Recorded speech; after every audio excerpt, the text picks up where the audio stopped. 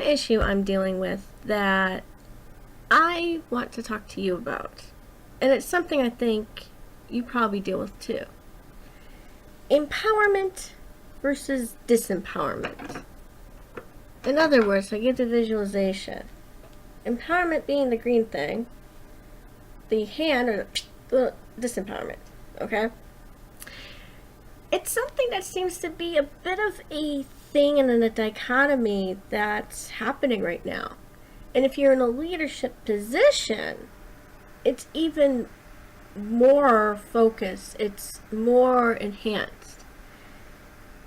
Anybody who's a leader, anybody who's in the spotlight for a something is getting highly scrutinized for anything under the sun. Is that powering, or is that's empowerment or disempowerment? I would say that's disempowerment, because you're under a microscope. Every little thing you do is criticized, scrutinized, and 95% of the time you're told what you didn't do right. If you're told it enough times, it's going to make you think there's something wrong with you. You will develop anxiety. You will be more stressed out. You will, it just, you and knowing how you live your authentic self, you feel like you're living a lie because you have people who are telling you not to be that way, not to be yourself, and not to live that way. So what should we do that's empowering for the other side? Well, here's my definition of empowerment. You let people be who they are. You let people lead even though you have checks and balances. But make sure to tell them that they're doing good things. Make sure to tell that person. Send them a note of thanks. Once in a while, just say, hey, you know what? I really like what you have to say. Great news. Thank you. Anything like that. Those are empowering words. Those are empowering statements. A mere hug is empowerment. Just being there, being the sounding board, being a listener. And encouragement.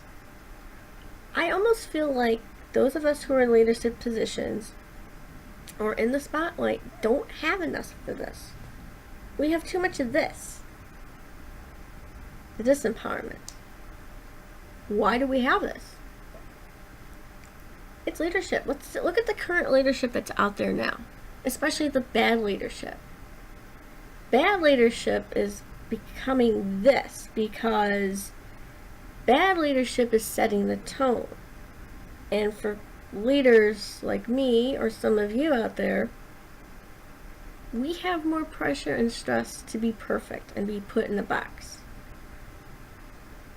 If you're trying to put somebody in a box and you're trying to envision them as the way you want to, that's disempowerment. Because you're pushing yourself on that person.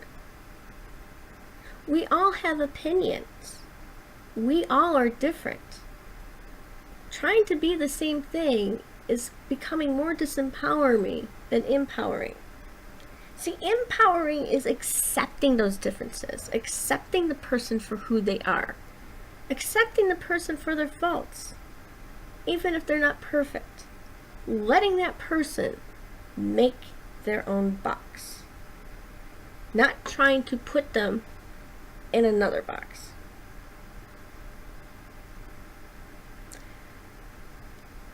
And I said that this is an issue I'm struggling with right now, so I'm speaking truth to power. And that's the question. Is truth to power both? It depends on your point of view.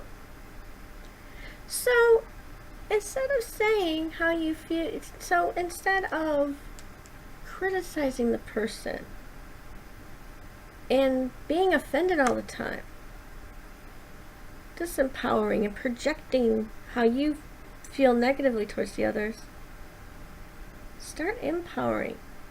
Take that step back and look and say, you know, maybe there is some truth to what they had to say. Even if they didn't say it the way I wanted them to, even if I don't like what they've done, they're speaking their own truth. They're being bold about it. They're not taking any chances. They're being ballsy. And that's respect. This is what we need. Empowerment. And the way to empower a person, no matter how imperfect they are, no matter how much they screw up, is to be their support, to be there for them, to be their cheerleader. Not the critical eye, the critical thinker, or the helicopter parent. That's what disempowerment is. So, what are your definitions of empowerment and disempowerment? And how do you cope if you're struggling with it too? I'd like to know. You know where to go. And please check me out on my other links and send me an email if you can. Thank you. And have an empowering day.